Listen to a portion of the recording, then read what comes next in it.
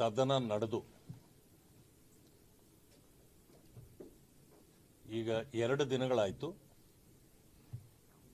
ಈ ಬಾರಿಯ ಸದನ ಅಂತ್ಯಗೊಂಡು ಅನೇಕ ಚರ್ಚೆಗಳು ನಡೆದವು. ಬಜೆಟ್ ಸೆಷನ್ ಆಗಿದ್ದ ಕಾರಣದಿಂದಾಗಿ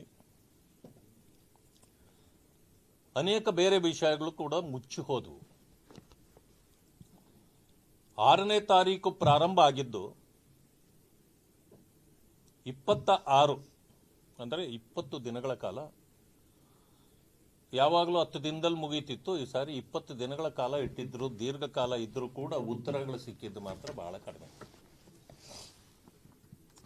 ಬಜೆಟ್ ಆಗಿದ್ದರಿಂದ ಮೇಲ್ಮನೆಯಲ್ಲಿ ನಾನು ಕೂಡ ಬಹಳ ವಿಚಾರಗಳನ್ನ ಚರ್ಚೆಗೆ ತೆಗೆದುಕೊಂಡಿದ್ದೆ. ಸದನ ಮುಗಿದ ನಂತರ ವಾಡಿಕೆಯಂತೆ ಪತ್ರಕರ್ತರ ಜೊತೆಯಲ್ಲಿ ನಮ್ಮ ವಿಷಯಗಳನ್ನು ಹಂಚಿಕೊಳ್ತಕ್ಕಂಥದ್ದು ವಿಶೇಷ. ಆದ್ದರಿಂದ ಇವತ್ತು ತಮ್ಮ ಜೊತೆಯಲ್ಲಿ ಮಾತಾಡಬೇಕು ಅಂತೇಳಿ ನಾನು ಇದನ್ನು ತೆಗೆದುಕೊಂಡಿದ್ದೇನೆ. ಒಂದು ವಿಷಯ ಇದ್ದಿದ್ದು, ಈ ಸಾರಿ 4,48,004 ಕೋಟಿ ರೂಪಾಯಿಗಳ ಗಾತ್ರ ಬಜೆಟ್ ಇತ್ತು. ಇಲ್ಲಿ ಪ್ರತಿ ವರ್ಷದಂತೆ ಈ ಸಾರಿಯೂ ಕೂಡ ಡೆಫಿಸಿಟ್ ಬಜೆಟ್ ಇತ್ತು, ಕೋತಾ ಬಜೆಟ್. ಆದರೆ ಸಾಲ ಮಾತ್ರ 1,32,190 ಕೋಟಿ ರೂಪಾಯಿ ಸಾಲ ಮಾಡಿದ್ದಾರೆ. ಅದಕ್ಕೆ ಈ ಸಾರಿ ಅವರಿಗೆ ಮಾನ್ಯ ಮುಖ್ಯಮಂತ್ರಿಗಳಿಗೆ ಸಾಲರಾಮಯ್ಯ ಅಂತಕ್ಕಂಥ ಒಂದು ಬಿರುದು ಸಿಕ್ತು. ಈ 4 ಬಜೆಟ್ ಅವರು ಮಂಡಿಸಿರ್ತಕ್ಕಂಥದ್ದು ಸಂಪೂರ್ಣವಾಗಿ ಇದು ಸಾಲದ್ದು ಮತ್ತು ಕೋತಾ ಬಜೆಟ್, ಡೆಫಿಸಿಟ್ ಬಜೆಟ್ ಆಗಿತ್ತು. ಅದನ್ನ ಅವರು ಒಪ್ಕೊಂಡ್ರು, ಸಾಲ ಯಾಕೆ ಮಾಡಬೇಕಾಯ್ತು ಅಂತ. ತಾವು ಕೇಳಬಹುದು, ನಿಮ್ಮ ಕಾಲದಲ್ಲಿ ಸಾಲ ಮಾಡಿಲ್ವಾ ಅಂತ. ಕರೋನಾ ಸಂದರ್ಭದಲ್ಲಿ ಒಂದು ತುರ್ತು ಪರಿಸ್ಥಿತಿ ಇರ್ತಕ್ಕಂಥ ಸಂದರ್ಭ ಅದು. ಆದರೂ ಕೂಡ 23-24 ಬಜೆಟ್ ಬೊಮ್ಮಾಯಿಯವರು ಸರ್ಪ್ಲಸ್ ಬಜೆಟ್ ಅನ್ನೇ ಕೊಟ್ಟು ಹೋದರು. ಒಂದೇ ತಿಂಗಳು ಅಥವಾ 2-3 ತಿಂಗಳಲ್ಲಿ ಅಧಿಕಾರಕ್ಕೆ ಬಂದ ಸಿದ್ದರಾಮಯ್ಯನವರು ಮತ್ತೆ ಸರ್ಪ್ಲಸ್ ಬಜೆಟ್ ಅನ್ನ ಡಿಫೀಟ್ ಮಾಡಿ ಡೆಫಿಸಿಟ್ ಬಜೆಟ್ ಅನ್ನೇ ಕೊಟ್ಟರು. ಇದು ಈಗ ಇತಿಹಾಸ. ಆದರೆ ನಾವು ಕೇಳಿದ ಯಾವುದೇ ಪ್ರಶ್ನೆಗಳಿಗೆ ಮಾನ್ಯ ಸಿದ್ದರಾಮಯ್ಯನವರು ಉತ್ತರವನ್ನು ಕೊಡಲಿಲ್ಲ.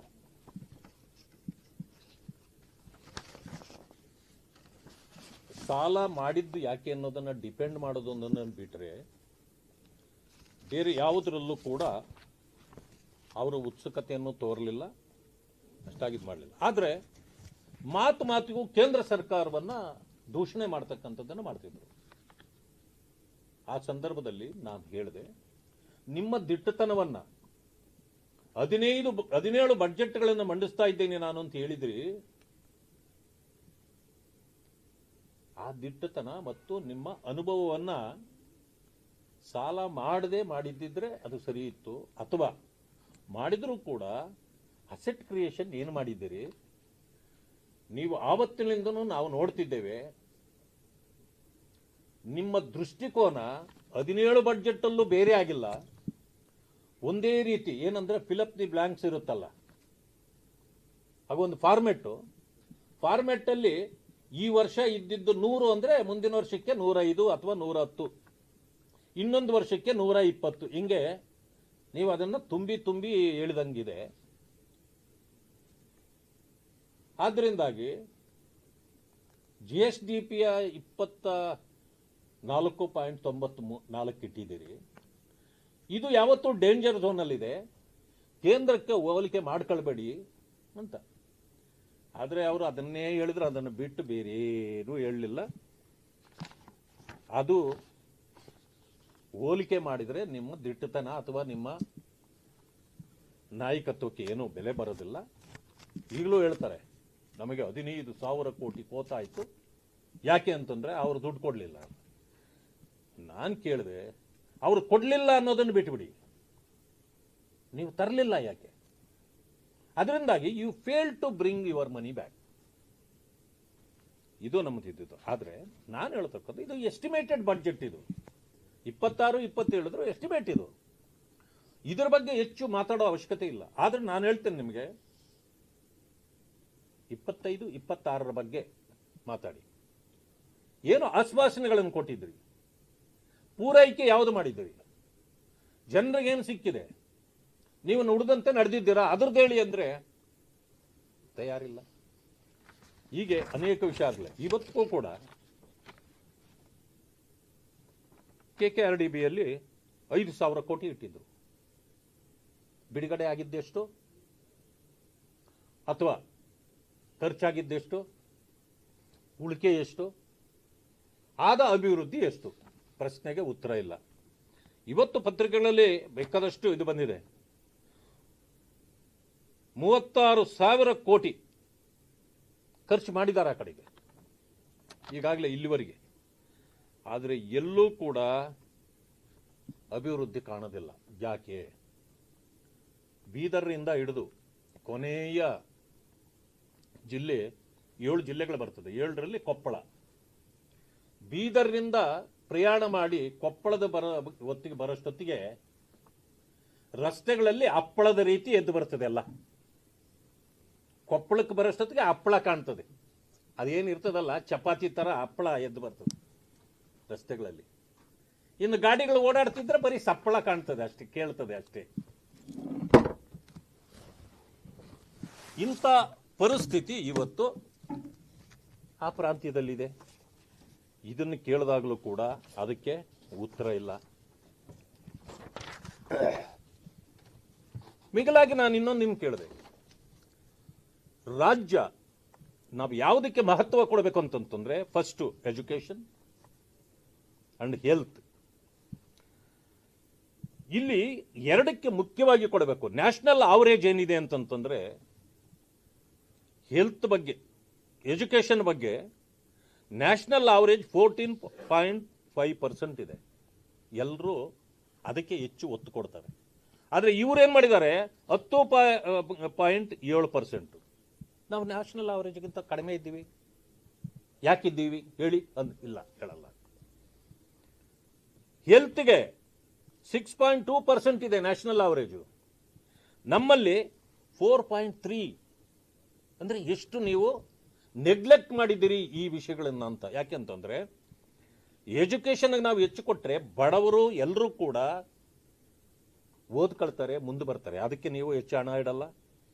ಮೋಸ್ಟ್ ಇಂಪಾರ್ಟೆಂಟ್ ಈಸ್ ಹೆಲ್ತ್, ಅದಕ್ಕಿಲ್ಲ. ಆಮೇಲೆ rural development is most important, 4.9% ಇದೆ ಎಲ್ಲ ಕಡೆ. ಇವರು ರೂರಲ್ ಡೆವಲಪ್ಮೆಂಟ್ ಮೇಲೆ ಇಷ್ಟೆಲ್ಲ ಮಾತಾಡ್ತಾರೆ, 2.8% ಮಾತ್ರ ಇಟ್ಟಿರೋದು. ಇದ್ರ ಬಗ್ಗೆ ಒಬ್ಬರು ತಲೆ ಕೆಡಿಸ್ಕೊಂಡಿಲ್ಲ. ಆದ್ರಿಂದಾಗಿ ಇವರು ಸಾಲ ಮಾಡಿ ತುಪ್ಪ ತಿಂದ್ರೆ ಹೊರತು ಅಭಿವೃದ್ಧಿ ಮಾಡಲಿಲ್ಲ. ಅದೇ ಬೊಮ್ಮಾಯಿಯವರ ಕಾಲದಲ್ಲಿ ಸಾಲ ಮಾಡಿತ್ತು. ಸಾಲ ಮಾಡಿ ಅವರು ಯಾವ ಮಟ್ಟಕ್ಕೆ ಇದು ಮಾಡಿದ್ರಂದ್ರೆ, ಸಾಲಕ್ಕಿಂತ ಅವ್ರದ್ದು ಅಸೆಟ್ ಕ್ರಿಯೇಷನ್ಗೆ ಇನ್ವೆಸ್ಟ್ಮೆಂಟೇ ಜಾಸ್ತಿ ಇತ್ತು. ಅವ್ರಿಗೂ ಇವ್ರಿಗೂ ಇರ್ತಕ್ಕಂಥ ವ್ಯತ್ಯಾಸ ಇದು. ಅದೇನೇ ಇರಲಿ, ಈಗ ಮಾನ್ಯ ಮುಖ್ಯಮಂತ್ರಿಗಳು ಎಷ್ಟು ನಾವು ಪ್ರಶ್ನೆಗಳನ್ನು ಕೇಳಿದ್ರು ಅಂದ್ರೆ ಆರಿಕೆ ಉತ್ತರ ಕೊಡ್ತಿದ್ರು. ನಾವು ಯಾವುದನ್ನು ಬಿಟ್ಟಿಲ್ಲ, ನೀವೆಲ್ಲ ಗಮನಿಸಿದ್ದೀರಿ, ನಾನು ಇಲ್ಲ ಅಂತ ಹೇಳೋದಿಲ್ಲ. ಈಗ ತಲಾ ಆದಾಯಕ್ಕೆ ಬರೋಣ. ಎಂಥ ಪರಿಸ್ಥಿತಿ ಇದೆ. ಗುಲ್ಬರ್ಗ ಪ್ರಾಂತ್ಯ ಇವತ್ತು ಎಲ್ಲ ಪ್ರಾಂತ್ಯಗಳಿಗಿಂತ ಹಿಂದೆ ಬಿದ್ದಿದೆ. ಡೆವಲಪ್ಮೆಂಟಲ್ಲೂ ಹಾಗೆ ಇದೆ, ತಲಾ ಆದಾಯದಲ್ಲೂ ಅದೇ. ಹೆಚ್ಚಿನ ಒತ್ತು ಕೊಡಬೇಕಲ್ಲ ಒಂದು ಫ್ಯಾಮಿಲಿಯಲ್ಲೂ ಕೂಡ. ಯಾರಾದರೂ ನಮ್ಮ ಮಗ ಸ್ವಲ್ಪ ವೀಕ್ ಆಗಿದ್ದಾನೆ, ಹ್ಯಾಂಡಿಕ್ಯಾಪ್ ಇದಾನಂದರೆ ಮೊದಲ ಪ್ರಾಮಿನೆನ್ಸ್ ಪ್ರಾಶಸ್ತ್ಯ ಅವ್ರಿಗೆ ಕೊಡ್ತೀವಿ ನಾವು. ಬಟ್ ಇವರು ಅದನ್ನು ಮಾಡೋದಿಲ್ಲ. ಎಲ್ಲ ಇವತ್ತು ಬೆಂಗಳೂರು ಕಾನ್ಸಂಟ್ರೇಟ್. ಯಾಕೆ ಇಲ್ಲಿ ಸ್ವಲ್ಪ ಚೆನ್ನಾಗಿದೆ, ಎಲ್ಲ ಮಂತ್ರಿಗಳು ಅವರವ್ರ ಊರಿಗೆ ಹೋಗೋದಿಲ್ಲ, ಬೆಂಗಳೂರಲ್ಲಿ ಆರಾಮಾಗಿ, ಈಗ ಬೇಸಿಗೆ ಬೇರೆ, AC ರೂಮ್ಗಳಲ್ಲಿ ಕುತ್ಕೊಂಡು ಕಾಲ ಕಳೀತಾರೆ. ಇಂಥ ಒಂದು ಪರಿಸ್ಥಿತಿ ಇವತ್ತು ಉದ್ಭವ ಆಗಿದೆ. ತಲಾ ಆದಾಯದ ಬಗ್ಗೆ ಕೂಡ ಇವರು ಇವತ್ತು ತಲೆ ಕೆಡಿಸ್ಕೊಳ್ತಾ ಇಲ್ಲ ಅಂತಕ್ಕಂಥ ಮಾತನ್ನು ನಾನು ಅಲ್ಲೂ ಹೇಳಿದ್ದೇನೆ. ಕೇಂದ್ರ ಸರ್ಕಾರವನ್ನು ಪದೇ ಪದೇ ನಿಂದಿಸ್ತಾರೆ, ಅದು ಬಂದಿಲ್ಲ, ಇದು ನೋಡಿ, ಇಂಥವುಗಳನ್ನು ಹೇಳಲ್ಲ. ಇವತ್ತು 118 ಕಾರ್ಯಕ್ರಮಗಳು ಕೇಂದ್ರದಿಂದ ಬರ್ತವೆ. ಇದ್ಯಾವುದೂ ಕೂಡ ಇವರೇ ಉತ್ತರ ಕೊಟ್ಟಿದ್ದಾರೆ ಎಷ್ಟು ಬರುತ್ತೆ ಅಂತ. ಇದು ಯಾವುದನ್ನು ಕೂಡ ಇವರು ಒಂದು ದಿನವೂ ಕೂಡ ಇದು ಬರುತ್ತೆ ಅಂತ ಹೇಳೋದೇ ಇಲ್ಲ. ಇವು ನೇರವಾಗಿ ಬರ್ತಕ್ಕಂಥ ಅಮೌಂಟ್ ಅಲ್ಲದೆ 12,759 ಕೋಟಿ ಸ್ಕೀಮ್ಗಳ ಬೇರೆ ಬೇರೆ ಸಣ್ಣ ಪುಟ್ಟ ಸ್ಕೀಮ್ಗಳಿಗೆ ಬರ್ತದೆ. ಉತ್ತರ ಕೇಳಿದಾಗ ಅವರೇ ಕೊಟ್ಟಿದ್ದಾರೆ.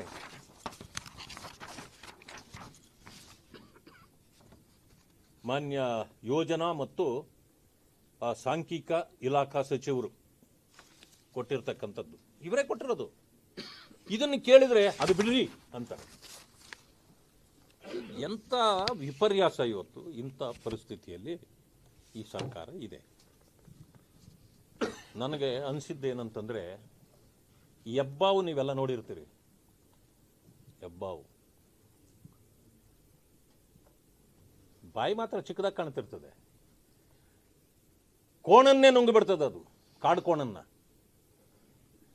ಆಮೇಲೆ ನೋಡಿದ್ರೆ ಬಾಯಿಯಿಂದ ಏನೂ ಕಾಣಲ್ಲ, ಮಧ್ಯೆ ಹೊಟ್ಟೆಯಲ್ಲಿರುತ್ತೆ ಅದು. ಹೊಟ್ಟೆ ಮಾತ್ರ ಊದ್ಕೊಂಡಿರ್ತದೆ, ತಿರುಗಿ ಬಾಲ ಮಾತ್ರ ತಿರುಗಿ ಸಣ್ಣಗೆ ಇರುತ್ತೆ.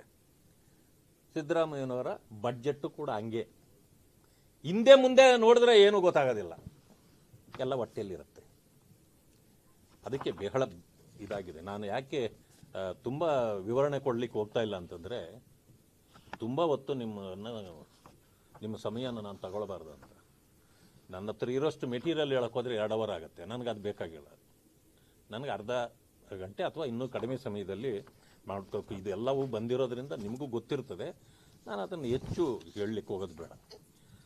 ಸಾಲದ ಮೇಲೆ ಬಡ್ಡಿಯೇ ಒಂದು ವರ್ಷದಲ್ಲಿ 89,000 ಕೋಟಿ ಕಟ್ಟಬೇಕು. ಹಳ್ಳಿ ಕಡೆ ಒಂದು ಗಾದೆ ಇದೆ, ರವಿ ಹತ್ರ 100 ರೂಪಾಯಿ ಸಾಲ ಇಸ್ಕೊಬಿಡೋದು, ಕಾಲ ಕಳೀತಾ ಇರೋದು. ದುಡಿದ್ರೆ ತಾನೇ ನಿಮ್ಮದನ್ನು ವಾಪಸ್ ಕೊಡೋಕ್ಕಾಗೋದು. ರವಿ ಅವ್ರು ಬಿಡ್ತಾರಾ? ಸಾಲ ಕೊಡ್ರೆ ವಾಪಸ್ಸು ಅಂತಾರೆ. ತಿಮ್ಮೇಗೌಡರ ಹತ್ರ 150 ರೂಪಾಯಿ ಸಾಲ ಕೇಳಿಬಿಡೋದು, ಇವ್ರು 100 ರೂಪಾಯಿ ಕೊಟ್ಬಿಡೋದು. 100 ರೂಪಾಯಿ ಸಾಲ ಇದ್ದಿದ್ದು ಎಷ್ಟಾಯ್ತು? 150 ಆಯ್ತು. ಸೊ ಅವ್ರಿಗೆ ಸಾಲ ಕೊಡ್ಬೇಕಲ್ಲ, ಅದಕ್ಕೆ ಹೋಗೋದು ರಾಘವೇಂದ್ರನ ಹತ್ರ 200 ಇಸ್ಕೊಬಿಡೋದು. ನಿನ್ಗೆ ಹೇಳ್ತೀನಿ ಅದು. ಆಮೇಲೆ ಅದು 200 ಆಯ್ತು, ಆದ್ರೆ ಮಾತ್ರ ಆದಾಯ ಬರಲಿಲ್ಲ. ನಿಮ್ಮ ಸಾಲ ತೀರ್ತು, ಈಗ ಅವ್ರದ್ದು ತೀರ್ತು, ಇಲ್ಲಿ ದೊಡ್ಡ ಸಾಲ ಆಯ್ತು, ಆಯ್ತಾ? ಶ್ರೀನಿವಾಸ ಹತ್ರಕ್ಕೆ ಬರೋದು ಈಗ 500 ಇಸ್ಕೊಬಿಡೋದು, 200 ತೀರಿಸ್ಬಿಡೋದು, 300 ತಿಂದುಬಿಡೋದು. ಬಟ್ ಎಲ್ಲಿ ಹೋಗ್ತೀವಿ ನಾವು ಕೊನೆಗೆ? ಸಾಲಗಾರರಾಗಿ ನಾನಲ್ಲ, ಇಡೀ ರಾಜ್ಯದ ಜನರನ್ನ ಸಾಲಗಾರರನ್ನಾಗಿ ಮಾಡಿ ನನ್ನ ಅವಧಿ ಮುಗಿದೋಯ್ತು, ನಾನು ಮುಂದಕ್ಕೆ ಕೊಟ್ಟೋತೆ, ಮುಂದೆ ಒಂದು ಬಂದ ಅನುಭವಿಸ್ಕೋಬೇಕು. ಇಂಥ ಪರಿಸ್ಥಿತಿ ಇವತ್ತು ಸಾಲದ ಇದರಲ್ಲಿದೆ. ನಾನು ಅದಕ್ಕೆ ನಿಮ್ಗೆ ಹೇಳಿದೆ, 44,549 ಕೋಟಿ ಬೊಮ್ಮಾಯಿ ಅವರು ಸಾಲ ಮಾಡಿದರು. ಸಾಲ ಮಾಡಬೇಕಾಗಿತ್ತು, ಪರಿಸ್ಥಿತಿ ಆಗಿತ್ತು, ಕರೋನಾ ಸಂದರ್ಭ. ಆದರೆ ಬಂಡವಾಳ ವೆಚ್ಚ ಎಷ್ಟು ಮಾಡಿದ್ರು? 60,599 ಕೋಟಿ ಮಾಡಿ. 44,000 ಸಾಲ, 60,000 ಕೋಟಿ investment. C, this should be the attitude. ಅದಕ್ಕೆ ನಾನು ಹೇಳಿದೆ, ಮಾನ್ಯ ಸಿದ್ದರಾಮಯ್ಯನವರೇ, ನಾಯಕತ್ವ ಹೇಗಿರಬೇಕು ಅಂತಂದರೆ, ಕಷ್ಟದ ದಿನಗಳಲ್ಲಿ ಹೇಗಿರಬೇಕು, ಸಂಭ್ರಮದ ದಿನಗಳಲ್ಲಿ ನಾನು ಹೇಗಿರ್ಬೇಕು ಅದಕ್ಕೆ ಹೇಳಿದೆ ನಾನು. ಮೋದಿಯವರನ್ನ ನಿಮ್ಮನ್ನು ಹೋಲಿಕೆ ತಗೋತೀನಿ. 24 ಜನರನ್ನ ಟೆರರಿಸ್ಟ್ಗಳು ಬಂದು ಸುಟ್ಟಾಕ್ಬಿಟ್ರು, ಕೊಂದಾಕ್ಬಿಟ್ರು. ಏನು ದೊಡ್ಡ ಇದಾಯಿತು, ನಮಗೆಲ್ಲರಿಗೂ ನೋವಾಯಿತು. ತಾಳ್ಮೆಯಿಂದ ಇದ್ದು ಸಿಂಧೂರದ ಹೆಸರಿನಲ್ಲಿ ಯಾರ್ಯಾರಿಗೆ ಹೇಗೆ ತಾಳ್ಮೆಯಿಂದಲೇ ಪಾಠ ಕಲಿಸ್ಬೇಕು ಕಳಿಸಿದ್ರು. In difficult days we have to think like that ಮಾಡಿದ್ರು. ನೀವೇನು ಮಾಡಿದ್ರಿ? ಸಂಭ್ರಮ ಮಾಡಿದ್ರು. RCB ವಿಕ್ಟರಿನ ನೀವು ಸಂಭ್ರಮಿಸಿದ್ರಿ. ಹೇಗೆ? ಅದಕ್ಕೆ ಒಂದು ವ್ಯವಸ್ಥೆ ಇಲ್ಲ. ಅದಕ್ಕೇನು ಮಾಡಿದ್ರಿ? 11 ಜನರು ನಿಮ್ಮ ಸಂಭ್ರಮಾಚರಣೆಗೆ 11 ಜನರು ಪ್ರಾಣ ತೆಗಿಬೇಕು ತಗೊಂಡಿದ್ದಾಯ್ತು, ತುಳಿತಾರೆ. ಸಿ, ಲೀಡರ್ಶಿಪ್ ಯಾವಾಗಲೂ ಕೂಡ ಇಂಥದ್ದನ್ನು ಚಿಂತೆ ಮಾಡಬೇಕು. ನಿಮಗೂ ಅವ್ರಿಗೂ ಇರತಕ್ಕಂಥ ಡಿಫರೆನ್ಸ್ ಇದು ಒಂದು. ಪಾಪ ಅವರು ಏನು ಹೇಳೋಕ್ಕಾಗುತ್ತದೆ, ಆಗಿರ್ತಕ್ಕಂಥ ಅನಾಹುತ ಅನ್ನೋ ಕಾರಣಕ್ಕೆ ಇದನ್ನು ಹೇಳಲಿಲ್ಲ.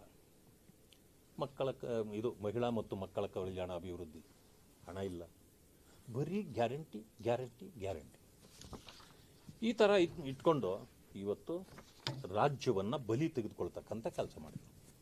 ಗ್ಯಾರಂಟಿಗಳ ವಿಷಯಕ್ಕೆ ಬಂದಾಗ ನಾವು ಕೇಳಿದ್ವಿ, ಬಹಳಷ್ಟು ಜನರು ಪರಿಶಿಷ್ಟ ಜಾತಿ ವರ್ಗಗಳಿಗಿಟ್ಟಿರ್ತಕ್ಕಂಥ SCP TSPಯನ್ನು ನೀವು ತೆಗಿಬಾರ್ದು ಅಂತ ಹೇಳಿದ್ವಿ. ಆದರೂ ತೆಗೆದ್ರು. ನಿಮ್ಮ ಮುಂದೆ ಒಂದು ಮಾತನ್ನು ಹೇಳ್ತೇನೆ, ನೀವು ಗಮನಿಸಿದ್ದೀರಿ ಅಂತೂ ನಾನು ಅಂದ್ಕೊಳ್ತೇನೆ. ನಾನು ಕೇಳಿದೆ, ಇದುವರೆಗೂ ನೀವು ಅಧಿಕಾರಕ್ಕೆ ಬಂದ 4ನೇ ಬಡ್ಜೆಟ್ನಲ್ಲಿ SCP TSPಯಲ್ಲಿ 23-24ಕ್ಕೆ 30,930 ಘೋಷಣೆ ಮಾಡಿದ್ರಿ. ದಲಿತರಿಗೆ ಕೊಟ್ಟಿದ್ದೀವಿ ಅಂದ್ರಿ. 24-25ರಲ್ಲಿ 39,122 ಕೋಟಿ ಅಂದ್ರಿ. 25-26ರಲ್ಲಿ 42,017 ಕೋಟಿ ಅಂದ್ರಿ. ಈ ಸಾರಿ 26-27ಕ್ಕೆ 44,632 ಒಟ್ಟಿಗೆ ಎಷ್ಟಾಯ್ತು? 1,56,701 ಕೋಟಿ. ಜನ ಏನು ಅನ್ಕೊಳ್ಬೇಕು? ಏನಯ್ಯ ಬಂದಿದೆ ಈ ದಲಿತರಿಗೆ, ಇಷ್ಟು ದುಡ್ಡು ಅವ್ರಿಗೆ ಹೋಗುತ್ತಲ್ಲಪ್ಪ ನಮ್ಮ ಟ್ಯಾಕ್ಸ್ ಅಂತ ಅನ್ಕೊಳ್ಬೇಕು. ಒಂಥರ ಆಪಾದನೆಗೆ ಗುರಿ ಆಗ್ತಾರೆ ಈ ಜನಾಂಗ. ಆದ್ರೆ ಆಗಿದ್ದೇನು? 50%ನ್ನ 1,56,701ರಲ್ಲಿ 78,350 ಕೋಟಿ ಡಿಪಾರ್ಟ್ಮೆಂಟ್ಗಳಿಗೆ ಹಂಚಿಬಿಡ್ತೀರಿ. ಇದು ಜನಾಂಗಕ್ಕೆ ಸಿಗೋದೇ ಇಲ್ಲ, 1 ಪೈಸಾ ಲಾಭ ಬರಲ್ಲ ಅದರಲ್ಲಿ. ಹೊಟ್ಟಾಯ್ತು. ಉಳಿದ ಹಣ 78,350 ಕೋಟಿ ಉಳಿಯಿತು. ಇದರಲ್ಲಿ ಗ್ಯಾರಂಟಿಗಳಿಗೆ ಇದುವರೆಗೂ ಪ್ರತಿ ವರ್ಷ ಟೋಟಲಿ ಸೇರಿ 53,059 ಕೋಟಿ ಈಗ ನೀವು ಗ್ಯಾರಂಟಿಗಳಿಗೆ ತೆಗೆದುಬಿಟ್ಟಿದ್ದೀರಿ. ಉಳಿದಿರ್ತಕ್ಕಂಥದ್ದು ಕೇವಲ 25,291 ಕೋಟಿ. ಇದು ಮಾತ್ರವೇ SC STಗಳ ಕಲ್ಯಾಣ ಕಾರ್ಯಕ್ರಮಗಳಿಗೆ ಕೊಟ್ಟಿರೋದು. ನಾನು ಅವ್ರನ್ನ ಕೇಳಿದೆ, ಇಷ್ಟನ್ನೇ ಹೇಳಿ, ಯಾಕೆ ನೀವು 42,000 ಕೋಟಿ ಹೇಳ್ತೀರಿ? 7,000 ಕೋಟಿ ಕೊಟ್ಟಿದ್ದೀನಿ ಹೇಳಿ, ಅದನ್ನೇ ಹೇಳಿ. ಜನರ ಮುಂದೆ ದಲಿತ ಸಮುದಾಯಗಳನ್ನು ಅಪಮಾನಕ್ಕೆ ಈಡು ಮಾಡಬೇಡಿ. ಇಲ್ಲ, ನಮ್ಮದು ಸಾಮಾಜಿಕ ಬದ್ಧತೆ. ನಿಮ್ಮ ಸಾಮಾಜಿಕ ಬದ್ಧತೆ ಸಗಣಿ. ಬಿರಣಿ ತಟ್ಟಿ ಸುಟ್ಟು ಬಿಸಾಕ್ತಾರಲ್ಲ, ಅದಕ್ಕೂ ನಿಮ್ಮ ಮಾತುಗೂ ವ್ಯತ್ಯಾಸ ಏನೂ ಇಲ್ಲ. ಎಷ್ಟು ಕೊಡ್ತೀವಿ ಅದನ್ನೇ ಹೇಳಿ. ನೀವು ಜನರಿಗೆ ಏನು ಸಿಕ್ತೋ ಅದನ್ನೇ ಹೇಳಿ. ಈ ರೀತಿ ಅನ್ಯಾಯ ಮಾಡಿ. ಇನ್ನೊಂದು ಅಪಹಾಸ್ಯ ಏನು ಗೊತ್ತಾ? ಮಾನ್ಯ ಮುಖ್ಯಮಂತ್ರಿಗಳದು 7 ನಿಗಮಗಳಿಗೆ ನೀವು ಹಣನೇ ಕೊಟ್ಟಿಲ್ಲ. ಎಷ್ಟು ಅನೌನ್ಸ್ ಮಾಡಿದ್ರು ಅದಷ್ಟೂ ಕೊಟ್ಟಿಲ್ಲ ಅಂದ್ರೆ ನಾನೇನು ಮಾಡಲಿ? MLAಗಳು ಹಣನೇ ಖರ್ಚು ಮಾಡಿಲ್ಲ. ಅರೆ, ನಿಗಮ ಖರ್ಚು ಮಾಡೋದಿದ್ರೆ MLAಗಳು ಯಾಕೆ ಅಡ್ಡ ಬರ್ತಾರೆ? ಎಷ್ಟು ಗಂಗಾ ಕಲ್ಯಾಣದಲ್ಲಿ ಬೋರ್ವೆಲ್ ಹಾಕ್ಸ್ಕೊಟ್ಟಿದ್ರೆ ಆ ಜನಾಂಗ ಕೇಳಿ? ಒಂದು ಹೇಳಲ್ಲ, ಇಲ್ಲ ಹಾಕ್ಸ್ಕೊಟ್ಟಿಲ್ಲ. ಕಾರ್ಗಳು ಎಷ್ಟು ತೆಗೆದುಕೊಟ್ಟಿದ್ದೀರಿ ಸೆಲ್ಫ್ ಎಂಪ್ಲಾಯ್ಮೆಂಟ್ ಹೇಳಿ? ಇಲ್ಲ. ಎಷ್ಟು ಭೂಮಿ ತೆಗೆದುಕೊಟ್ಟಿದ್ದೀರಿ ಹೇಳಿ? ಇಲ್ಲ. ಎಷ್ಟು ಮನೆ ಕಟ್ಸ್ಕೊಟ್ಟಿದ್ದೀರಿ? ಇಲ್ಲ. MLAಗಳ ಮೇಲೆ ಹೇಳ್ತಾರೆ, ಅವ್ರು ಖರ್ಚು ಮಾಡಿದರೆ ನಾನು ಕೊಡಕ್ಕೆ ರೆಡಿಯಾಗಿದ್ದೀನಿ ಅಂತ. ಇದು ಒಂದು ದೊಡ್ಡ ಸುಳ್ಳು.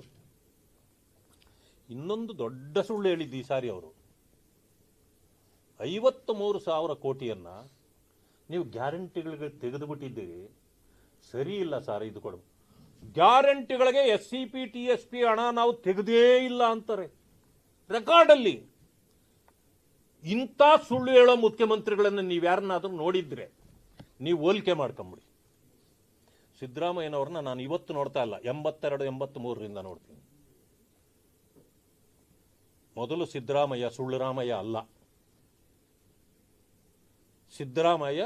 ಸಿದ್ದರಾಮಯ್ಯನೇ ದಿಟ್ಟವಾದ ಮಾತುಗಳನ್ನು ಮಾತಾಡ್ತಿದ್ರು.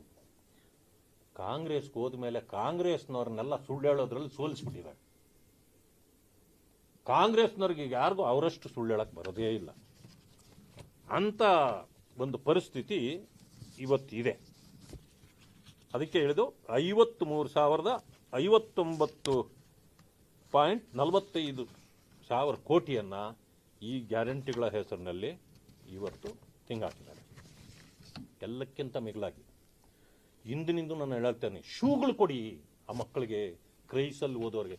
ಕ್ರೈಸಲ್ಲಿ ನಿಮ್ಗೆ ಹೇಳ್ತೇನೆ, ಟೋಟಲಿ ಲೂಟಿ.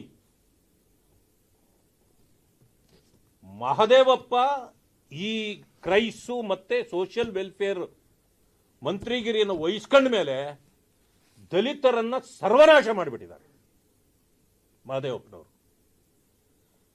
ಕಾಂಟ್ರಾಕ್ಟ್ಗಳು ಯಾವ ರೀತಿ ಅಂತಂದ್ರೆ, ಟೆಂಡರ್ ಇಲ್ಲದೆ ಕಾಂಟ್ರಾಕ್ಟ್, ಬೇಕಾದವ್ರಿಗೆ ಕಾಂಟ್ರಾಕ್ಟ್. SCP TSP ಹಣ ಯಾರಿಂದ ಒಂದು ಲೆಟರ್ ತಗೊಳ್ಳೋದು, ತಗೋ 5 ಕೋಟಿ, ತಗೋ 10 ಕೋಟಿ, ಟೆಂಡರ್ ಇಲ್ಲ, ಏನಿಲ್ಲ, ಅವಕ್ಕೆಲ್ಲ ಬಂದವ್ರಿಗೆ ಬರ್ಕೊಡೋದು. ಯಾರು ಒಳ್ಳೆ ಮಾತು ಮಾತಾಡ್ತಾರೆ ಅವ್ರಿಗೆ ಬರ್ಕೊಡೋದು. ಶಿಸ್ತೇ ಇಲ್ಲ.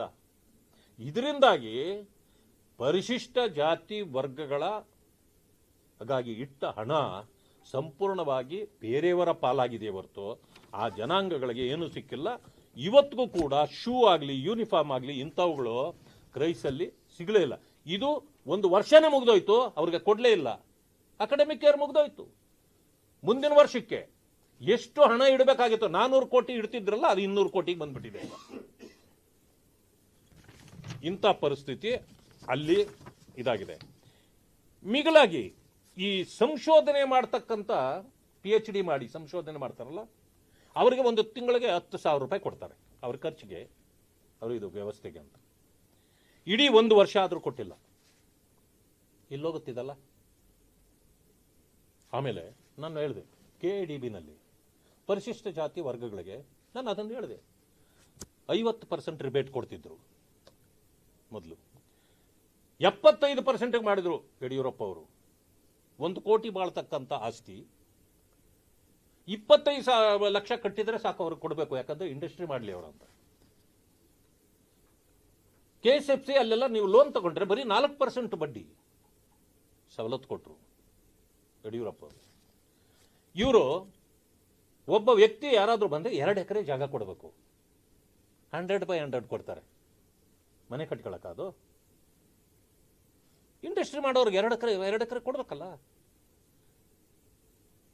ಅರ್ಧ ಎಕರೆ, 1/4 ಎಕರೆ ಹಿಂಗೆ ಕೊಡ್ತಾರೆ. ಯಾಕೆ ಅಂದರೆ ಅವರೆಲ್ಲನೂ ಹಾಳು ಮಾಡ್ಕೊಂಡ್ಬಿಡ್ತಾರೆ, ಅವರೆಲ್ಲ ಮಾಡಲ್ಲ ಅಂತ ಹೇಳ್ತಾರೆ. ಲಂಚ ಎಷ್ಟು? ಲಂಚ ಯಾವ ರೀತಿ ತಗೋತಾರೆ ಗೊತ್ತಾ? ಇಲ್ಲಿ 4 ಕೋಟಿ ರೂಪಾಯಿ ಇದೆಯಪ್ಪ 1 ಎಕರೆ, ನಿನ್ಗೆ 1 ಎಕರೆ ಕೊಟ್ಟರೆ 4 ಕೋಟಿ, ನಿನ್ಗೆಷ್ಟು ಕೊಡ್ತೀವಿ ನಾವು? ಕೇವಲ 1 ಕೋಟಿ.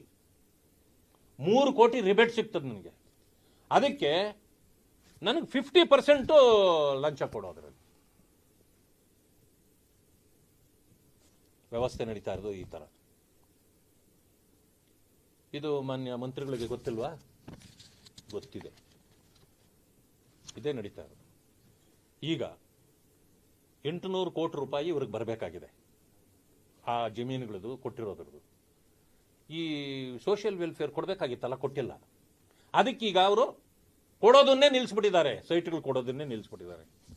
ಆಮೇಲೆ ಅಲ್ಲೊಂದು ಪ್ರಾಬ್ಲಮ್ ಇದೆ, ಅವರು ಆಕ್ಟನ್ನ ಹೆಂಗೆ ಬೇಕಾದರೂ ಬದಲಾಯಿಸ್ಕೊಂಡು ಮಾನ್ಯ ಪಾಟೀಲ್ರು ಈಗ ಏನು ಮಾಡಿಬಿಟ್ಟಿದ್ದಾರೆ, ಮೊದಲು ಅಲ್ಲಿ ಹೌಸಿಂಗ್ ಇರಲಿಲ್ಲ, ಇಂಡಸ್ಟ್ರಿ ಮಾತ್ರ ನಡಿಬೇಕಾಗಿತ್ತು. ಈಗ ಅವ್ರು ರಿಯಲ್ ಎಸ್ಟೇಟ್ ಇಳಿದ್ಬಿಟ್ಟಿದ್ದಾರೆ ಎಂ ಬಿ ಪಾಟೀಲ್ರು. ಈ ಏರ್ಪೋರ್ಟ್ ಪಕ್ಕದಲ್ಲಿ 5 ಎಕರೆ 10 ಎಕರೆ ಇಷ್ಟ ಬಂದಂಗೆ ಮನೆಗಳು ಕಟ್ಟಕ್ಕೆ ಕೊಟ್ಬಿಟ್ಟಿದ್ದಾರೆ. ಯಾಕೆಂದ್ರೆ ಎಲ್ಲ ವ್ಯವಹಾರಕ್ಕೆ ಯಾರಿಗೆ ಇವ್ರಿಗೆ ಬೇಕೋ ಅವ್ರಿಗೆ ಹೆಸರಿಗೆ ಅಲಾಟ್ ಮಾಡೋದು. ಅವ್ರೋಗಿ ಪ್ರಿಸ್ಟೇಜ್ಗೆ, ಬ್ರಿಗೇಡ್ಗೆ, ಯಾವ್ಯಾವ ದೊಡ್ಡ ಕಂಪನಿಗಳು ಇದೆಯೋ ಅವ್ರಿಗೆಲ್ಲ ಅವರು ಅಗ್ರಿಮೆಂಟು. ಇವರು ಕೇವಲ 1 ಎಕರೆನ 5 ಕೋಟಿಗೆ ತಗೊಳ್ಳೋದು. 5 ಎಕರೆ ಬಂತಾ, ಎಷ್ಟಾಯ್ತು? 25 ಕೋಟಿ ಆಯ್ತು ಅಲ್ವಾ? ಅಗ್ರಿಮೆಂಟ್ ವಿತ್ ಪ್ರಿಸ್ಟೇಜು, ಅಗ್ರಿಮೆಂಟ್ ವಿತ್ ಬ್ರಿಗೇಡು, ಅವ್ರ ಜೊತೆಯಲ್ಲಿ ಇವರು ಅಗ್ರಿಮೆಂಟ್ಗೆ ಎಷ್ಟು ಮಾಡ್ಕೊಳ್ಳೋದು ಗೊತ್ತಾ? ಓದೋರು 150 ಕೋಟಿ, 250 ಕೋಟಿ, 300 ಕೋಟಿ. ಏನಿದು ದಂಧೆ ಅಲ್ವಾ? ಆಮೇಲೆ ಹೌಸಿಂಗ್ ಅಂತ ಅನ್ನೋದು ಇವ್ರು ಮಾಡ್ಕೊಂಡವ್ರಲ್ಲ, ಅದಕ್ಕೆ ಒಂದು ಅವಕಾಶ ಇದೆ. ಪ್ರಧಾನಮಂತ್ರಿ PMYA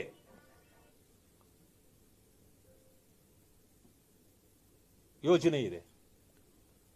1 bedroom 600, total 600 square feet ಅಥವಾ ಮ್ಯಾಕ್ಸಿಮಮ್ 2 ಬೆಡ್ರೂಮ್ ಕಟ್ಟಬೇಕು ಅಂತಿದೆ. ಅದ್ಯಾರಿಗೆ? ಎಂಪ್ಲಾಯೀಸ್ಗೆ. ಇವತ್ತು 4 ಬೆಡ್ರೂಮ್ 3 ಬೆಡ್ರೂಮ್ ಕಡಿಮೆ ಬೆಲೆಯಲ್ಲಿ ಕಟ್ಟಿ ಕೊಡಬೇಕು ಅಂತೇಳಿ ನೀವು ಕೊಡೋದು. ಅಲ್ಲಿ ಆಗ್ತಾ ಇರೋದು 4 ಬೆಡ್ರೂಮ್ 5 ಬೆಡ್ರೂಮ್ ಫ್ಲಾಟ್ಗಳು. ಯಾರಿಗೆ ಕೊಡಕ್ಕಿದು? ವ್ಯವಹಾರ, ಬಿಸ್ನೆಸ್ ನಡೀತಾ ಇರೋದು. KIDB become A real estate office. ಕಡಿಮೆ ಅಂತಂದ್ರೆ 6,000ದಿಂದ 7,000 ಕೋಟಿಗಳ ವ್ಯವಹಾರ ಇವತ್ತು KIDB ಮೂಲಕ ಈ ತರ ಇದರಲ್ಲಿ ನಡೆದಿದೆ. ಮಾತೆತ್ತಿದ್ರೆ ಅದಕ್ಕೆ ಹೇಳ್ತಿದ್ರು, ಕೇಂದ್ರವನ್ನ ಗುರಿ ಮಾಡಿ ಮಾತಾಡೋದು. ಯಾವಾಗಲೂ ಕಾಂಗ್ರೆಸ್ನ ಗುಣ ಏನು ಅಂತಂದ್ರೆ, ಇವತ್ತು ಪೆಟ್ರೋಲ್ ಡೀಸೆಲ್ ದರಗಳು ಜಾಸ್ತಿ ಆಗಬೇಕಾಗಿತ್ತು. ಯಾಕೆ? ಇಂಟರ್ನ್ಯಾಷನಲ್ ಮಾರ್ಕೆಟಲ್ಲಿ ಬೆಲೆ ಹೆಚ್ಚಿಬಿಟ್ಟಿದೆ. ಆ ಕಾರಣದಿಂದ ಮಾಡಬೇಕಾಗಿತ್ತು. ಎಲ್ಲ ರಾಷ್ಟ್ರಗಳು ಕೂಡ ಹೆಚ್ಚು ಮಾಡಿವೆ. ಇಂಡಿಯಾ ಒಂದೇ ಬಾಕಿ ಇದ್ದಿದ್ದು. ಇಂಡಿಯಾ ಈಗ ಮಾಡಬೇಕಾಗಿತ್ತು. ಯಾರು ಮಾಡೋದು? ಸರ್ಕಾರ ಅಲ್ಲ, ಆಯಿಲ್ ಕಂಪನಿಗಳು ಮಾಡ್ತವೆ. ಅವರು ಮಾಡಿಬಿಟ್ರೆ ಜನರಿಗೆ ಹೊರೆ ಆಗುತ್ತೆ.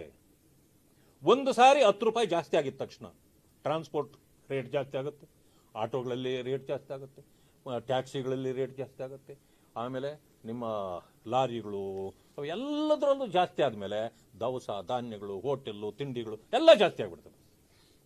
ಇದು ಚೈನ್ ರಿಯಾಕ್ಷನ್ ಡಿಸ್ಟರ್ಬ್ ಆಗುತ್ತೆ. ಇದನ್ನು ಯೋಚನೆ ಮಾಡಿ ಮೂಲದಲ್ಲೇ ಇದಕ್ಕೆ ಉತ್ತರ ಕೊಡಬೇಕು ಅಂತೇಳಿ ಎಕ್ಸೈಸ್ ಡ್ಯೂಟಿನ 10 ರೂಪಾಯಿ ಒಂದೊಂದು ಇದ್ರ ಮೇಲೆ ಕಡಿಮೆ ಮಾಡಿಬಿಟ್ರು. 10 ರೂಪಾಯಿ ಇದ್ದಿದ್ದನ್ನು 0 ಮಾಡಿದ್ರು, 13 ಇದ್ದಿದ್ದನ್ನು 3 ಮಾಡಿದ್ರು. ಈಗೇನಾಗೋಯ್ತು? ಅವ್ರು ಹೆಚ್ಚಿಸಲಿಲ್ಲ, ಕಂಪನಿಗಳು ಹೆಚ್ಚಿಸಲಿಲ್ಲ. ಈಗ ಅದರಿಂದಾಗಿ ಗೊಂದಲವೂ ಇಲ್ಲ, ಎಲ್ಲ ಸಮಸ್ಯೆ ಪ್ರಥಮದಲ್ಲೇ ಮುಗಿದೋಗ್ಬಿಡ್ತು. ಇದನ್ನು ಕ್ರಿಟಿಸೈಸ್ ಮಾಡ್ತಾರೆ ಕಾಂಗ್ರೆಸ್ನವರು. Surrender, Narender surrender. ಅರೆ ಏನು ಸರೆಂಡರ್? ಎಲ್ಲಾಗಿದ್ದಾರೆ ಸರೆಂಡರ್? ನೋಡ, ಅದಕ್ಕೆ ನಾನು ಹೇಳಿದೆ ಮುಖ್ಯಮಂತ್ರಿಗಳೇ, Narender is not surrender. Narender is a ದುರಿಂದರ್. ಯಾಕೆ ದುರಂದರ್ ಗೊತ್ತಾ? ಜವಾಬ್ದಾರಿಯುತ ಹೊರೆ ಹೊರುವವನು ದುರಂದರ್.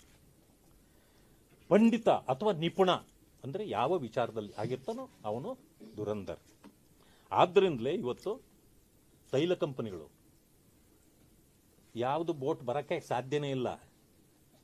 ಆದ್ರೆ ನಮ್ಮದು ಹೆಂಗೆ ಬಂದು ನಮ್ಮ ದಡ ತಲುಪ್ತಾ ಇವೆ?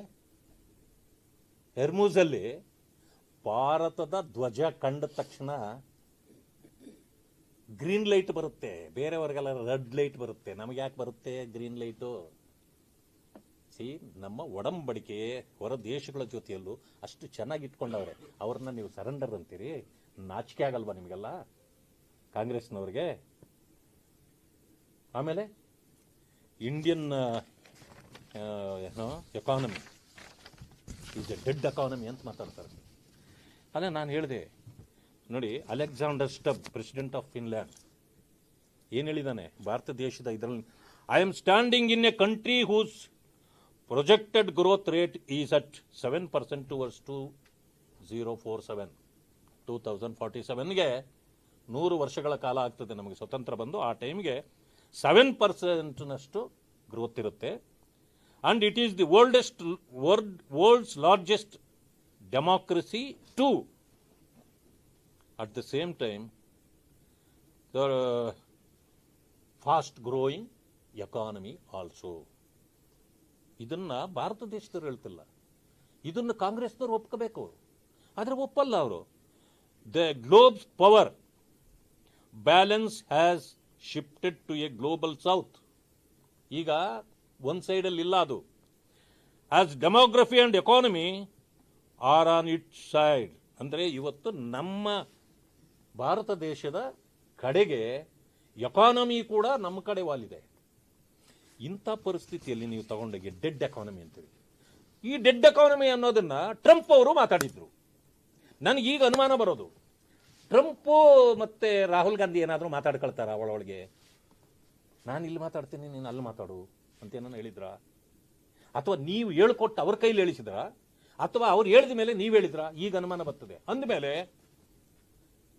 R you a politician are you are an agent of America? ನೀವೇನಾದರೂ CIA ಏಜೆಂಟ್ ಆಗಿ ಏನಾದರೂ ಕೆಲಸ ಮಾಡ್ತಿದ್ದಾರಾ? ನಾನು ಪ್ರಶ್ನೆ ಮಾಡಬೇಕಾಗಿದೆ ಅವ್ರಿಗೆ. ಬಟ್ ನನಗೆ ತಿಳಿದ ಮಟ್ಟಿಗೆ ಈ ದೇಶದಲ್ಲಿ ಕಾಂಗ್ರೆಸ್ ಸಾಯುವವರೆಗೆ ದೇಶ ಸರಿಯಾಗಿ ಬದುಕಲ್ಲ. ಕಾಂಗ್ರೆಸ್ ಸತ್ರೆ ದೇಶ ಬಹಳ ಸುಭಕ್ಷವಾಗಿ ಬದುಕ್ತದೆ. ಇದು ನನಗೆ ಅನಿಸಿರ್ತಕ್ಕಂಥ, ಇದು ನನಗೆ ಮಾತ್ರ ಅನಿಸಿಲ್ಲ, ಭಾರತೀಯರೆಲ್ಲರಿಗೂ ಅನಿಸಿದೆ. ಆದ್ರಿಂದಲೇ ಅವರನ್ನು ಎಲ್ಲಿಡಬೇಕೋ ಅಲ್ಲಿ ಇಡಲಾಗ್ತಾ ಇದೆ. ಅದಕ್ಕೆ ಅವ್ರೇನು ಮಾಡ್ತಿದ್ದಾರೆ, EVM ಸರಿ ಇಲ್ಲ ಅಂತಾರೆ. ನಿಮ್ಮ ಹಣೆ ಬರ ಸರಿ ಇಲ್ಲದೆ, ಜನ ನಿಮಗೆ ಪ್ರೀತಿ ಮಾಡದೆ, ನಿಮಗೆ ಓಟ್ ಹಾಕ್ಲಿಲ್ಲ ಅಂದರೆ EVM ಓಟ್ ಆಗ್ತದ ನಿಮಗೆ? ಅದಕ್ಕೆ ನೀವು ಅದನ್ನು ತಿದ್ಕೊಳ್ಬೇಕಾಗಿತ್ತು, ತಿದ್ಕೊಂಡಿಲ್ಲ. ಸೊ ಈ ವಿಚಾರಗಳನ್ನ ನಾನು ಇಷ್ಟು ಹೇಳಿದೆ. ನಾನು ಇನ್ನೊಂದು ವಿಷಯನ ನಿಮ್ಮ ಗಮನಕ್ಕೆ ತರ್ತೇನೆ. ಆರ್ಥಿಕ ಸಂಕಷ್ಟ ಯಾವ ಯಾವ ಸಂದರ್ಭಗಳಲ್ಲಿ ಬರ್ತದೆ? ವಿಮಾನ ಹಾರಾಟದ್ದು ಹೇಳಿದೆ, ಅದೊಂದು ದೊಡ್ಡ ವಿಷಯ ಏನೂ ಅಲ್ಲ. 40 ಕಿಲೋಮೀಟರ್ ಇರೋ ಚಿಕ್ಕಬಳ್ಳಾಪುರಿಗೆ ನೀವು ಸ್ಪೆಷಲ್ ಇದು ತಗೊಂಡು ಹೋದ್ರೆ, ಹೆಲಿಕಾಪ್ಟರ್ ಅದೆಲ್ಲ ತಗೊಂಡು ಹೋದ್ರೆ ದುಂದು ಬೆಚ್ಚ ಅದು.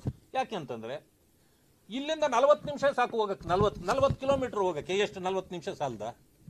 ಏನು ಸಮಯ ಉಳಿಸ್ತೀರಿ? ಏರ್ಪೋರ್ಟ್ಗೆ ಹೋಗ್ಬೇಕು, ಅಲ್ಲಿ 10 ನಿಮಿಷ, ಅದನ್ನು ಟೇಕ್ ಆಫ್ ಆಗಕ್ಕೆ, ತಿರ್ಗಿ ಅಲ್ಲಿ ಹೋಗಿ ಇಳಿಯಕ್ಕೆ ಅದೇ 1 ಅವರ್ 2 ಅವರ್ ಆಗುತ್ತೆ. ನೀವು 40 ನಿಮಿಷದಲ್ಲಿ ಹೋಗುತ್ತೆ, ಅದಕ್ಕೆ ಹೋದ್ರೆ ಅದು ದುಂದು ವೆಚ್ಚ. ಎಕ್ಸ್ಪ್ರೆಸ್ ಹೈವೇ ಮಾಡಿ ಮೈಸೂರಿಗೆ 1.5 ತಾಸಲ್ಲಿ ರೀಚ್ ಆಗ್ತೀರಿ. ಹೋಗ್ಬೋದಾಗಿತ್ತು, ಅದನ್ನು ಹೋಗ್ತೀರಿ. ಆದರೂ ಹೋಗ್ಲಿ, ನೀವು ಬೆಳಗಾಂಗೆ ಹೋಗ್ಬೇಕು, ಹೋಗ್ಬಾರ್ದು ನೀವು ರೋಡಲ್ಲಿ ಹೋಗಿ ಅಂತ ನಾವು ಹೇಳಿದ್ವಾ? ದೂರಕ್ಕೆ ಹೋಗಿ ಅಂತೇಳಿ ಅದ್ರ ಬಗ್ಗೆ ಒಪ್ಪಿಗೆ ಮಾಡಲಿಲ್ಲ.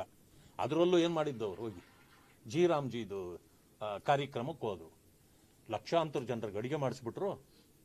ಇವ್ರು ಹೋದ್ರೆ ಖಾಲಿ ಚೇರ್ಗಳಿದ್ವು, ಊಟ ಮಾಡೋರೇ ಗೊತ್ತಿಲ್ಲ ಪಾಪ. ಹಳ್ಳ ತೆಗಿಯೋದು, ಅನ್ನ ಮುಚ್ಚೋದು ಯಾರಾದರೂ ಮಾಡ್ತಾರೇನ್ರಿ? ಕಾಮನ್ ಸೆನ್ಸ್ ಇರೋರು ಯಾರಾದರೂ ಮಾಡ್ತಾರೆ ಇವೆಲ್ಲ? ಹೆಲಿಕಾಪ್ಟರ್ಲ್ಲಿ ಹೋಗಿ ಅನ್ನ ಮುಚ್ಚಬೇಕಾ ನೀವು? ಇದು ಅವರ ಪರಿಸ್ಥಿತಿ. ಆಮೇಲೆ ಗ್ಯಾರಂಟಿ ಪ್ಯಾನಲ್, ನೀವು ಗೊತ್ತರ, ಈ ನಾವೇನು ಇವಾಗ ಗ್ಯಾರಂಟಿಗಳನ್ನು ಕೊಟ್ಟಿದ್ದು ಅನುಷ್ಠಾನ ಸಮಿತಿ ಅಂತ ಮಾಡಿದ್ದಾರೆ. ಅದರಲ್ಲಿ ನಾನು ಕೇಳಿದೆ, 1 ತಿಂಗಳಿಗೆ ಅಲ್ಲ 1 ವರ್ಷಕ್ಕೆ 7 ಕೋಟಿ ರೂಪಾಯಿ ಇವ್ರಿಗೆ ಮಾತ್ರ ಖರ್ಚಾಗುತ್ತೆ. ಯಾರು ಗೊತ್ತಾ? HM Revanna, SR Patil, Suraj Hegde, Pushpa Amarnath, SR Manohar, Mehroz Khan, Dinesh Gooligowda, ಇವ್ರನ್ನ 5 ಜನರನ್ನ ಇದು ಮಾಡಿದ್ದಾರೆ. ಉಪಾಧ್ಯಕ್ಷರು ಇವರು. ಏನಕ್ಕೆ ಬೇಕು ಇವ್ರಿಗೆ? ಆಮೇಲೆ ಕಾನೂನಲ್ಲಿ ಇದೆ ಅವಕಾಶ ಇದಕ್ಕೆ ಕೇಳಿದ್ರೆ ಉತ್ತರ ಇಲ್ಲ. ಯಾಕೆಂದ್ರೆ ಇವರು ಲೂಟಿ ಮಾಡಬೇಕು ಅಷ್ಟೇನೆ. ಈ ರೀತಿ ಅವರ 6,51,844 ರೂಪಾಯಿ ರೇವಣ್ಣವರಿಗೆ ಒಂದು ತಿಂಗಳ ಸಂಬಳ. ಇನ್ನು ಉಳಿದಿದ್ದವರಿಗೆಲ್ಲ 4,51,418. ಯಾಕಂದ್ರೆ ಇವರೆಲ್ಲ ಕ್ಯಾಬಿನೆಟ್ ರ್ಯಾಂಕು. ಇದು ದುಂದು ವೆಚ್ಚ ಅಲ್ವಾ? ಇದನ್ನು ಮಾಡಿದರು. ಆಮೇಲೆ ಬೋರ್ಡ್ಸ್ ಅಂಡ್ ಚೇರ್ಮನ್ಸ್ ಯಾರೋ ಸೀನಿಯರ್ ಇದ್ದವರಿಗೆ ಒಂದು 3, 4, 5, 10 ಮಾಡಿಬಿಡ್ತಾರೆ. ಇವತ್ತು ಟೋಟಲ್ ಕ್ಯಾಬಿನೆಟ್ ರ್ಯಾಂಕ್ ಇರೋರು 139 ಜನರಿದ್ದಾರೆ. ಕ್ಯಾಬಿನೆಟ್ ಎಷ್ಟಿರಬೇಕು ಅಂತಂದ್ರೆ 224 ಶಾಸಕರ ಪೈಕಿ 15% ಅಂದ್ರೆ 34 ಬರ್ತದೆ. 34ರ ಬದಲು 139 ಜನ ಇವತ್ತು ಕ್ಯಾಬಿನೆಟ್ ರ್ಯಾಂಕ್ ಅಲ್ಲಿ ಇದ್ದಾರೆ. ದುಂದು ವೆಚ್ಚ ಅಲ್ವಾ? ಸರಾಸರಿ 4 ರಿಂದ 5 ಲಕ್ಷ ರೂಪಾಯಿ ಒಬ್ಬೊಬ್ಬರಿಗೆ ಖರ್ಚು ಬರುತ್ತೆ. ಈ ರೀತಿ ಅವರು ದುಂಡು ವೆಚ್ಚ. ಇದು ಹೇಗೆ ಎಕ್ಸ್ಪ್ಲೈನ್ ಮಾಡಿದೆ? ಒಂದು ಕೆಲವು ಪತ್ರಿಕೆಗಳಲ್ಲಿ ಬಂತು, ನಮ್ಮ ಚೀಫ್ ಸೆಕ್ರೆಟರಿಗಿಂತ ಅವ್ರ 2 ತಿಂಗಳ ಸಂಬಳ ಚೀಫ್ ಸೆಕ್ರೆಟರಿದು ಒಬ್ಬ ಕ್ಯಾಬಿನೆಟ್ ರ್ಯಾಂಕ್ ಇವ್ರದ್ದು ಪ್ಯಾನಲ್ ಹೆಡ್ದು ಸಂಬಳ. ಹೀಗೆಲ್ಲ ಮಾಡಿದರೆ ಹೇಗೆ? ನಾವು ಇದು ಮಾಡಬೇಕು. ಅದಕ್ಕೆ ನಮಗೆ ಬಹಳಷ್ಟು ಇವತ್ತಿನ ಕೊನೆಯ ಒಂದೇ ವಿಷಯವನ್ನು ಹೇಳಿ ನಾನು ನನ್ನ ಇದನ್ನು ಮುಕ್ತಾಯ ಮಾಡ್ತೇನೆ. ಇವತ್ತು ನಮಗೆ ಬೇಕಾಗಿರ್ತಕ್ಕಂಥದ್ದು ಇದು. ಸರ್ಕಾರದಲ್ಲಿ ಸುಮಾರು ಹುದ್ದೆಗಳು ಹೇಳ್ತಾರೆ 2,84,000 ಹುದ್ದೆಗಳು ಅಂತ. ನೋಡಿ, ಇದು ಸರಿಯಾಗಿ ಮಾಡಲಿಲ್ಲ ಅಂದರೆ, ಅಲ್ಲಿ ಶಾರ್ಟೇಜ್ ಇದ್ದರೆ ನಾವು ಇದು ಮಾಡೋಕ್ಕಾಗೋದಿಲ್ಲ. ಕೆಲಸಗಳನ್ನು ಕೂಡ ಸರಿಯಾಗಿ ಮಾಡೋಕ್ಕಾಗೋದಿಲ್ಲ. ನನಗೆ ಇರ್ತಕ್ಕಂಥದ್ದು ಇವತ್ತು ಇಡೀ ರಾಜ್ಯದಲ್ಲಿ ಯುವಕರ ಹೋರಾಟ ಪ್ರಾರಂಭ ಆಗಿದೆ. ಯುವಕರ ಹೋರಾಟವನ್ನು ನಾವು ತಡೆಯಲಿಕ್ಕೆ ಸಾಧ್ಯವೇ ಇಲ್ಲ, ಮಾಡಬಾರ್ದು ಕೂಡ. ನನಗಿರ್ತಕ್ಕಂಥದ್ದು ಇಡೀ ಭಾರತವನ್ನ ಯುವ ಭಾರತ ಅಂತೀವಿ ನಾವು. ಕರ್ನಾಟಕ ನಾವು ಯುವ ಕರ್ನಾಟಕ ಅಂತೀವಿ. ಯಾಕೆ? ಮುಂದುವರೆದ ದೇಶ ಅಮೆರಿಕ. ಜನಸಂಖ್ಯೆ 34.9 ಕೋಟಿ. 34.9 ಕೋಟಿ ಅಂದ್ರೆ 35 ಕೋಟಿ ಜನಸಂಖ್ಯೆ. ಭಾರತ ದೇಶದ ಜನಸಂಖ್ಯೆ 141 ಕೋಟಿ. 30ರ ವಯೋಮಿತಿಯ ಸಂಖ್ಯೆ ನಮ್ಮಲ್ಲಿ 90 ರಿಂದ 93 ಕೋಟಿ ಇದೆ. ಅಮೆರಿಕಕ್ಕಿಂತ ಡಬಲ್ ಯುವಕರಿದ್ದಾರೆ ನಮ್ಮಲ್ಲಿ. ಅದರಿಂದ ಯುವ ಭಾರತ. 29 ಅಂತ ಏನಾದರೂ ನಾವು ತೆಗೆದುಕೊಂಡದಾದ್ರೆ ವಯೋಮಿತಿ 37 ಕೋಟಿ ಇದೆ. ಅಷ್ಟಕ್ಕೆ ತಗೊಂಡ್ರು ಕೂಡ ಅಮೆರಿಕಾಗಿಂತ ಜಾಸ್ತಿ ಇದೆ, 65%. ಕರ್ನಾಟಕದ ಜನಸಂಖ್ಯೆ 6.85. 35 ತಗೊಂಡ್ರೆ 4.1 ಕೋಟಿ ಯುವಕರು.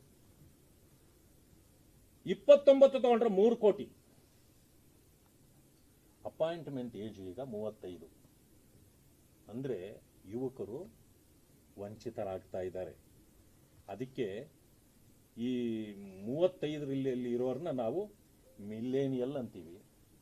29ರೊಳಗೆ ಆದ್ರೆ ಜನ್ಜಿ ಅಂತೀವಿ. ಈಗ ಈ ಜನ್ಜಿ ಪರಿಸ್ಥಿತಿ ಏನಾಗಿದೆ ಅಂತಂದ್ರೆ ಅವ್ರ ಸಂತೋಷಕ್ಕಿಂತ ಬೀದಿಯಲ್ಲಿ ನಿಂತ್ಕೊಂಡು ಅಳುವಂತಾಗಿದೆ ಅವ್ರಿಗೆಲ್ಲ. ಮತ್ತೆ ಯಂಗ್ ಕರ್ನಾಟಕ, ಯಂಗ್ ಇಂಡಿಯಾ ಹೆಂಗಾಗತ್ತೆ? ಇದರಲ್ಲಿ ನಮ್ಮ ಪ್ರಕಾರ 2,80,000 ಕೋಟಿ ಅಂತಿತ್ತಲ್ಲ, ಈಗ ಪರಿಸ್ಥಿತಿಯನ್ನ ನಿಮಗೆ ಹೇಳ್ತೇನೆ. ಅಷ್ಟಲ್ಲ, ಟೋಟಲ್ ಹೇಳ್ತೇನೆ.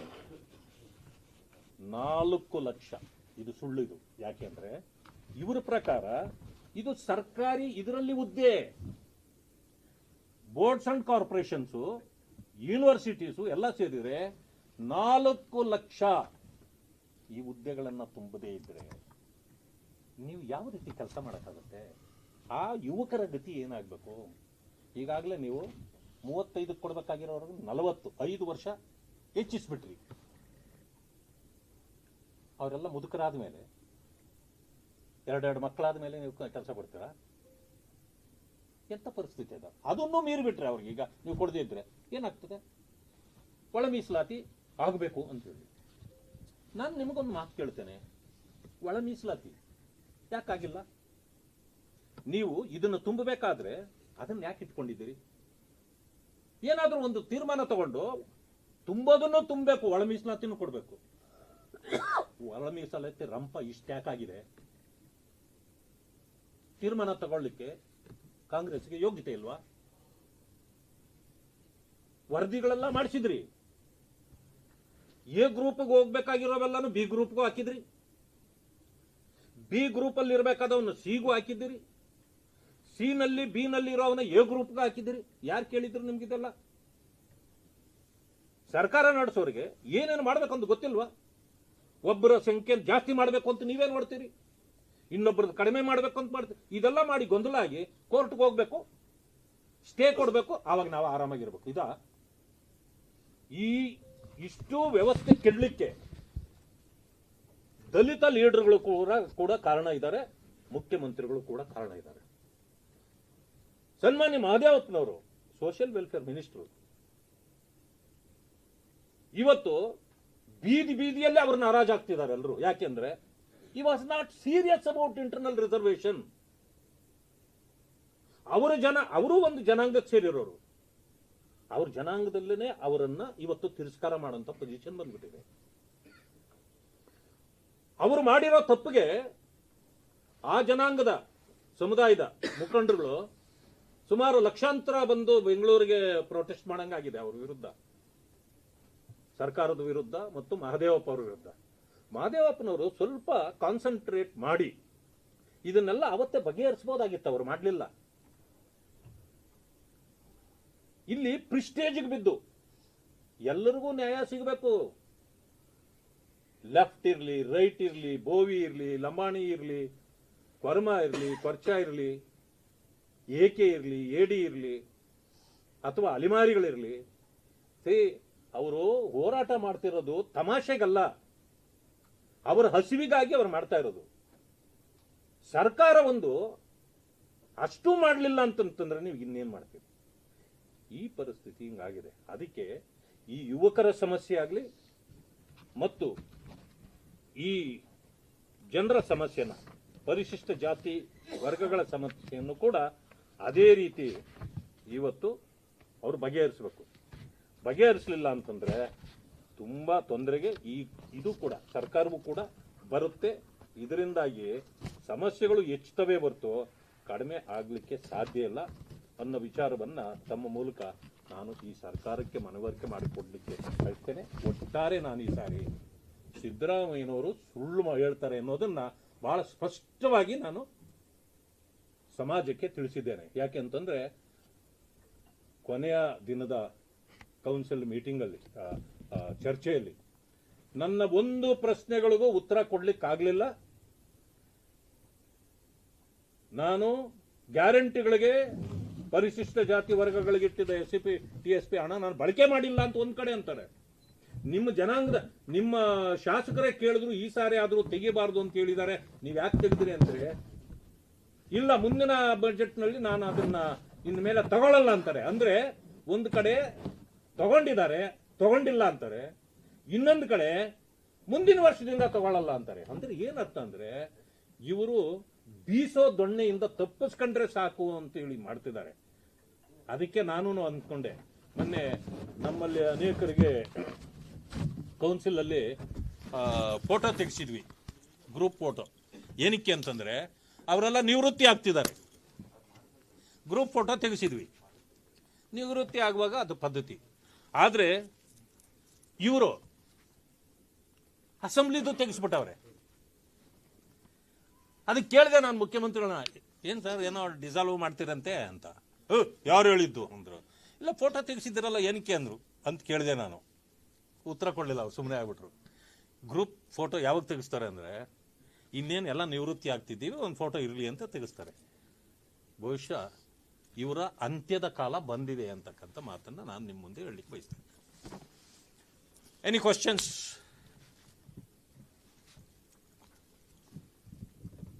ಸ್ವಲ್ಪ ಒಂದು 10-12 ನಿಮಿಷ ಜಾಸ್ತಿ ತೊಗೊಂಡಿದ್ದೀನಿ, ಕ್ಷಮೆ ಇರಲಿ. ಇಷ್ಟು ತಗೊಳ್ಬೇಕಂತ ಅನ್ಸಲ್ಲ ನನಗೆ, ಬಟ್ ಸ್ವಲ್ಪ ವಿವರಣೆ ಕೊಡಬೇಕಾಗಿತ್ತು ಅಷ್ಟೇ.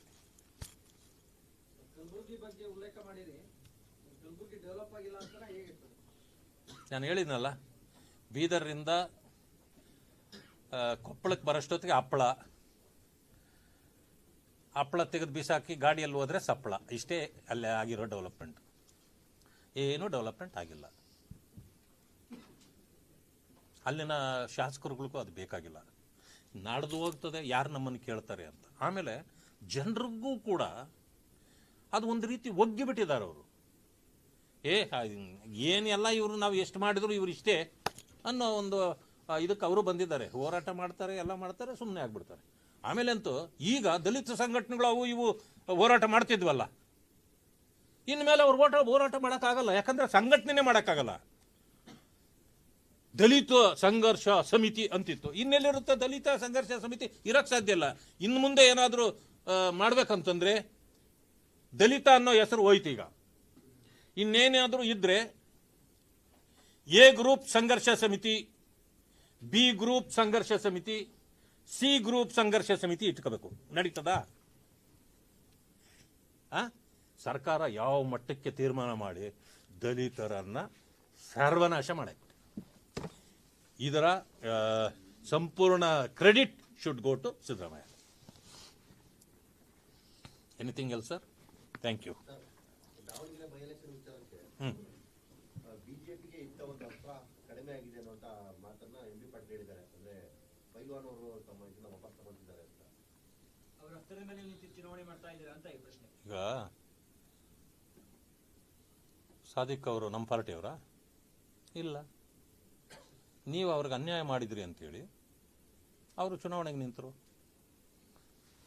ಸಾದಿಕ್ ಪೈಲ್ವಾನ್ ಅವ್ರು ಎಲ್ಲಿ ಜಟ್ಟಿ ಕಟ್ಕೊಂಡು ಪೈಲ್ವಾನ್ಗಿರಿ ಮಾಡಿದ್ರು ನನಗೆ ಗೊತ್ತಿಲ್ಲ. ಆದರೂ ಪೈಲ್ವಾನ್ ಅಂದ ತಕ್ಷಣ ಜಟ್ಟಿ ಕಟ್ಟಿರ್ತಾರೆ. ಅವ್ರೇನೋ ತೊಡೆ ತಟ್ಟಿ ಜಟ್ಟಿ ಕಟ್ಟಿ ಇಳಿದಿದ್ರು. ನೀವು ಅವ್ರನ್ನ ಮೆತ್ತಗೆ ವಂಚನೆ ಮಾಡಿ KPCC ಆಫೀಸಿಗೆ ಕರ್ಕೊಂಡು ಅವ್ರು ಜಟ್ಟಿ ಬಿಟ್ಟು ಇಲ್ಲೇ ಸೋಲಿಸಿ ಕಳಿಸ್ಬಿಟ್ರಲ್ಲ. ಕಾಂಗ್ರೆಸ್ನವರು ಪೈಲ್ವಾನ್ ಜಟ್ಟಿ ಇಲ್ಲೇ ಬಿಚ್ಕೊಂಡ್ಬಿಟ್ಟಿದ್ದಾರೆ. ಅವ್ರು ಇನ್ನೇನಲ್ಲೇ ಫೈಟ್ ಮಾಡೋದು ಹೋಗಿ ಅಲ್ಲಿ. ಅವರು ವಾಪಸ್ ತಗೊಂಡಿರ್ಬೋದು. ಒಂದು ತಿಳ್ಕೊಳ್ಬೇಕು, ಯಾವತ್ತು ಅರಿದ ಬಟ್ಟೆ ಹೊಸ ಬಟ್ಟೆ ಕತ್ತರಿಸಿ ನೀವು ತೇಪೆ ಹಾಕಬಹುದೇ ಹೊರತು ಅದು ಹೊಸ ಬಟ್ಟೆ ಆಗೋದಿಲ್ಲ. ತುಂಡಾದ ಹಗ್ಗ ನೀವು ಗಂಟಾಕಬಹುದೇ ಹೊರತು ಒಟ್ಟಿಗೆ ಸೇರಿಸಲಿಕ್ಕೆ ಸಾಧ್ಯ ಇಲ್ಲ. ಇದು ನೋಡಿ, ನಾನು ಹೇಳ್ತೇನೆ, ನಾನು ಮುಸಲ್ಮಾನ್ ಬಂಧುಗಳೆಲ್ಲ ನಮಗೆ ಓಟ್ ಹಾಕ್ತಾರೆ ನಾನು ಹೇಳಲ್ಲ.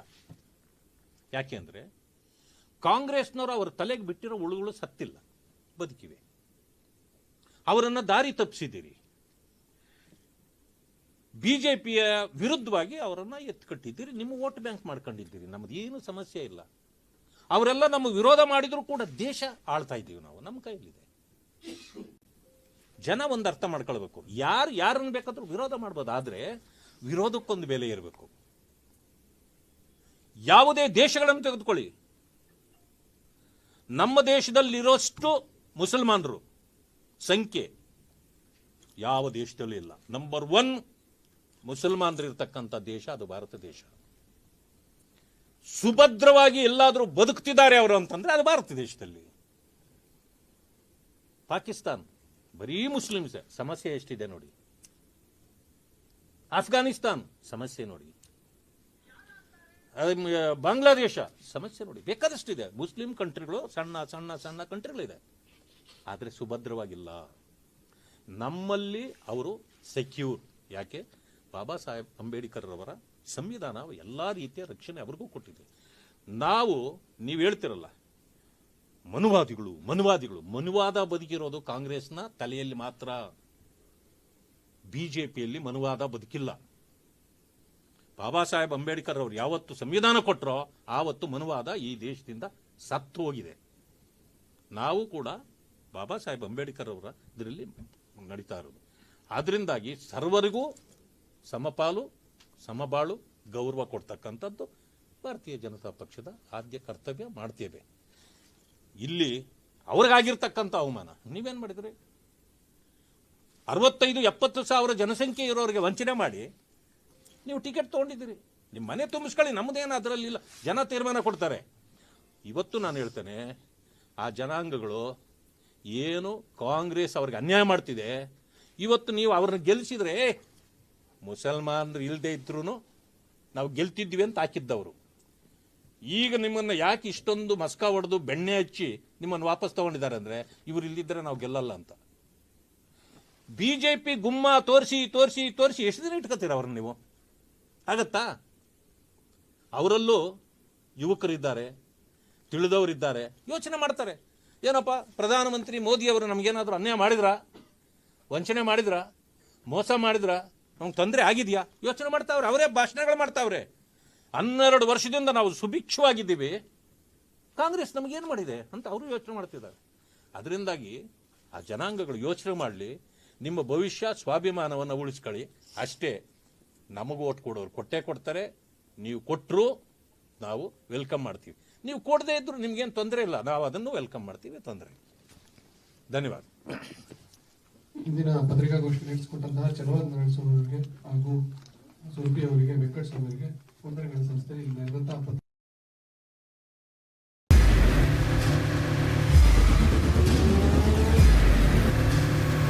ಪ್ರಜಾಮಾರ್ಗ ನ್ಯೂಸ್, ಇದು ಜನಸಾಮಾನ್ಯರ ಧ್ವನಿ. ನಮಸ್ಕಾರ. ನೀವು ನೋಡ್ತಾ ಇದ್ದೀರಾ ಪ್ರಜಾಮಾರ್ಗ ನ್ಯೂಸ್. ರಾಷ್ಟ್ರದ, ರಾಜ್ಯದ ರಾಜಕೀಯದ ಬಗ್ಗೆ ಹೆಚ್ಚಿನ ಸಿನಿಮಾ ಅಪ್ಡೇಟ್ಗಳಿಗಾಗಿ ಫಸ್ಟ್ ಲೈಕ್ ಮಾಡಿ, ಸಬ್ಸ್ಕ್ರೈಬ್ ಆಗಿ, ಹಾಗೆ ಫಾಲೋ ಕೂಡ ಮಾಡಬೇಕು.